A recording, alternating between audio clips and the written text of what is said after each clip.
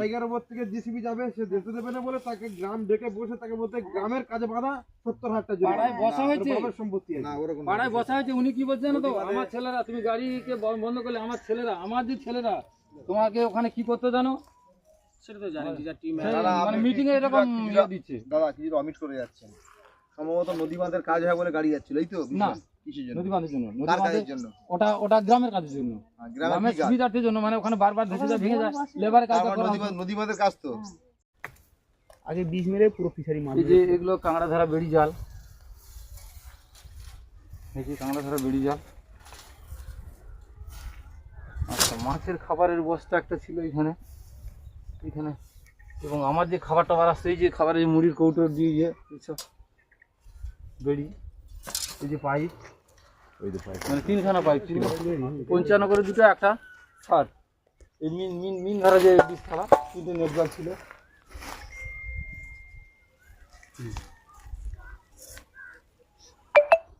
তারপরে এটা কবে আগুন লেগেছে? রবিবার রাত্রে। আপনি কখন জানতে পেরেছেন? আমি জানতে পেরেছি সোমবার সকাল 8টার দিকে। আমার ছেলেটা এসেছিল ফিশারে, বলে তুই একটা বাকি টিকে ধরে তরকারি জোগাড় হবে তো দেখে আসি। ওই দেখতে এসে সেই চিৎকার ফেলে দিয়েছে, বাবা সব পুড়ে শেষ হয়ে গেল। ওইখান থেকে ছুটছি, সেখান থেকে ছুটে এসে দেখি এই অবস্থা।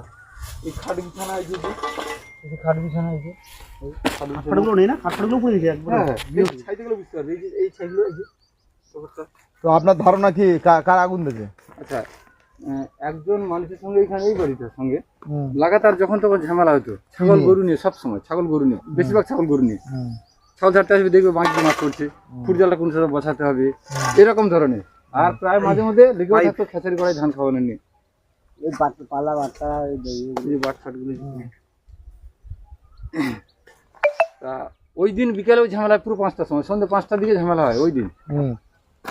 তারপরে ওনাকে নিচে আসুন, নিচে। একটা সময় দেখতে পাই আমার কাকার ফিশারি কার?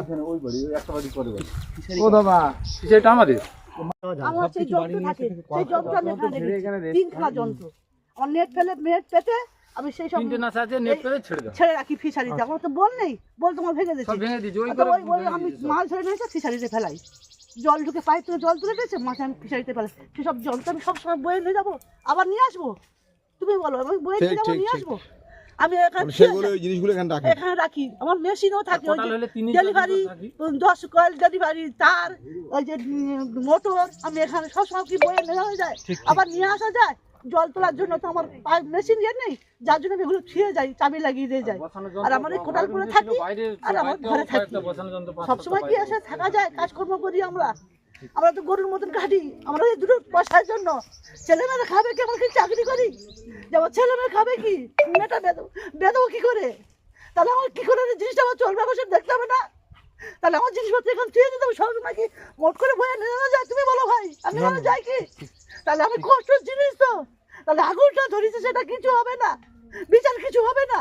বিচার হবে তো? কি করে বিচারটা হলো ভাই, তুমি বলো? থানায় যাবো তো ওনাকে নিয়ে, আপনাকে নিয়ে যাবো থানায়। অভিযোগ যে নেয়নি, থানার অফিসার যে অভিযোগ নেয়নি, সেই জন্য ওনাকে নিয়ে আমি নিজে যাবো তো। কত জিনিস, আপনি নিশ্চিন্তে থাকুন, ওনাকে নিয়ে থানায় যাবো, অভিযোগ নিতে বাধ্য। ঠিক আছে, যে অফিসার অভিযোগ নেয়নি, সে অফিসার অভিযোগ নেয় কি না নেয় সে দায়িত্ব আমার। আপনি ন্যায় বিচার পাবেন, আপনি ন্যায় বিচার পাবেন, আমরা আছি আপনার সঙ্গে। ঠিক আছে, আপনি ন্যায় বিচার পাবেন, চিন্তা করবেন না।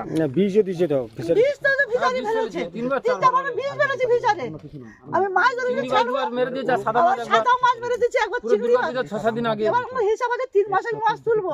যখন 3 মাসের যন্ত্রপাতি শুধু মোরা চিংড়ি মাছ, আমার ভাইদের জিজ্ঞেস করে, ভাইরা আয় মোরা চিংড়ি মাছ বলে কে 20 মাসে তারা নিয়ে যায় এসে। আর দিদি মোরা চিংড়ি কি হবে গো, লাল হয়েছে, নদী ফেলে দিচ্ছি বাকি পেতে পেতে। এটা কি ঠিক ভাই, তুমি বলো? এটা কি ঠিক? আমি তো পরিশ্রম করে খাই, আমি তো চুরি খাই, তাহলে আমার কি বিচার হবে? আমি এইটা আমি জানতে চাচ্ছি, আমার বিচার কি হবে? গ্যাং আছে, টিম আছে না, গ্যাং আছে। তাহলে আমি কত বড় কিছু না। কি আছে লোক, ওই সত্যবাবুই তো, চিন্তা করুন। আজকে যারা দিনের পর দিন অত্যাচার, 2021-এর নির্বাচনের পর এই পরিবারের উপর অত্যাচার নেমে এসেছে, এই ফিশারিতে বীজ দেওয়া হয়েছে। 2023-এর পঞ্চায়েত নির্বাচনের পর এনাদের উপর সন্ত্রাস হয়েছে, ঘর ভেঙে দেওয়া হয়েছে, ঘরে ইট মারা হয়েছে, অ্যালবেস্টার ভেঙে দেওয়া হয়েছে দিনের পর দিন।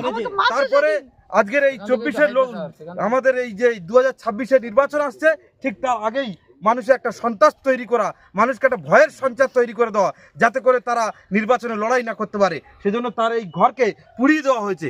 এটা আমরা বিজেপির পক্ষ থেকে বলছি, আমরা আছি আমাদের পরিবারের পাশে, আমরা সর্বতভাবে থাকবো, সব রকমভাবে থাকবো, এর অন্যায়ের বিরুদ্ধে আমরা আছি, ছিলাম, থাকবো। আর কাকদ্বীপের মানুষ বাঁচতে চায়, তাই বিজেপি তাই। আমাদের এই মৎস্যজীবী পরিবার বিজেপির করতেন, বিজেপি করেন আজও। মৎস্যজীবী পরিবার দিনের পর দিন সন্ত্রাসের শিকার হয়েছে। সেই মৎস্যজীবীদের পরিবারের পাশে পশ্চিমবঙ্গ মৎস্যজীবী সেলের যিনি কনভেনার মাননীয় পলায় রানা, তিনি এসেছেন।